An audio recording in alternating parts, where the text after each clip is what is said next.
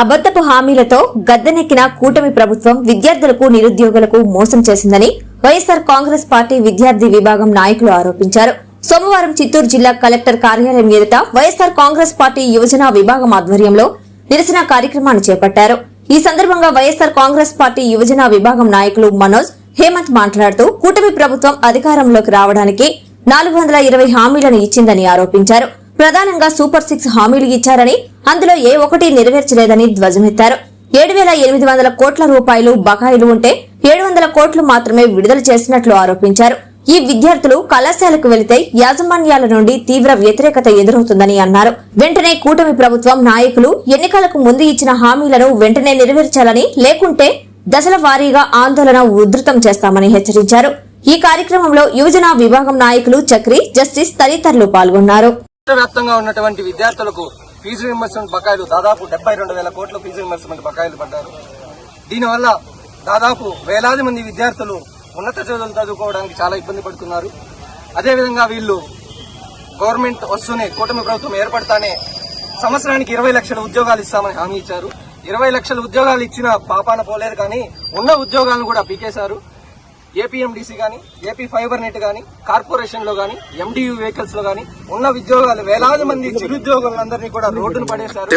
మేమందరూ కూడా వైఎస్ఆర్ కాంగ్రెస్ పార్టీ యువజన విభాగం తరఫున అన్ని జిల్లా కలెక్టరేట్ల ఎదుట నిరసన కార్యక్రమాలు తెలిపి జిల్లా కలెక్టర్ గారికి వినతి పత్రాలు ఇవ్వడం జరిగింది. ఇప్పటికైనా ఈ కూటమి ప్రభుత్వం మొద్దు నిద్ర లేస్తుందని మేము భావిస్తున్నాం. లేని పక్షంలో రాష్ట్ర వ్యాప్తంగా వైఎస్ఆర్ యువజన విభాగ ఆధ్వర్యంలో పెద్ద ఎత్తున పోరాటాలు చేస్తామని మేము తెలియజేస్తున్నాం.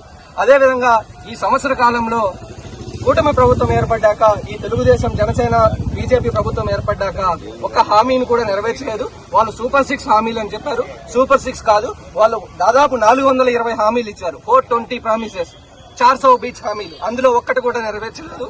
అదేవిధంగా ఈ రాష్ట్రంలో ఈ సంవత్సర కాలంలో జరిగిందంతా ఏముందంటే భయాందోళనలు, అక్రమాలు, అరెస్టులు, వైఎస్ఆర్ కాంగ్రెస్ పార్టీ వాళ్ళ మీద దౌర్జన్యాలు, వైఎస్ఆర్ కాంగ్రెస్ పార్టీ యొక్క ఆస్తులు ధ్వంసం చేయడం, అక్రమ కేసులు పెట్టడం, ఇలాంటివి తప్ప, అప్పులు, తప్పులు, ఇవి తప్ప రాష్ట్రంలో ఒక్క హామీని కూడా నెరవేర్చలేదు. ఈ కూటమి ప్రభుత్వం ఇప్పుడైనా మేల్కుంటుందని మేము యువకులు, విద్యార్థులు భావిస్తున్నాం. ఇదే విధంగా చేస్తే వాళ్ళకి పుట్టగతులు ఉండవు. రాష్ట్ర వ్యాప్తంగా ఇప్పటికే పల్లెల్లో గానీ, అర్బన్ లో గానీ ప్రజల్లో తీవ్ర వ్యతిరేకత ప్రారంభమైంది. అందుకనే ఇప్పుడు ఉన్నటువంటి పవన్ కళ్యాణ్ గారు కూడా ఎక్కడా కనిపించడం లేదు. చంద్రబాబు నాయుడు గారు గానీ, లోకేష్ గారు గానీ యువతకి ఇచ్చిన హామీలను మొదట నెరవేరుస్తారని మేము భావిస్తున్నాం. మేము వాళ్ళకి రిక్వెస్ట్ చేస్తున్నాం.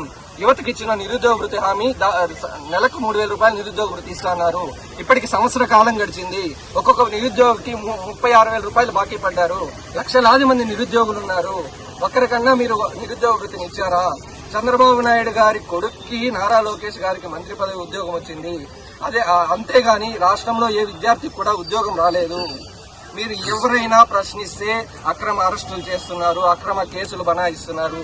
మా అధ్యక్షుడు శ్రీ వైఎస్ జగన్మోహన్ రెడ్డి గారు ఏ కేసుకు కూడా భయపడద్దని కేడర్ కి పూర్తిగా హామీ ఇచ్చారు. మేమెక్కడా కూడా భయపడే ప్రశ్న లేదు. లాఠీలు, తూటాలు విద్యార్థి యువజన ఉద్యమాలను ఏమీ చేయలేవు.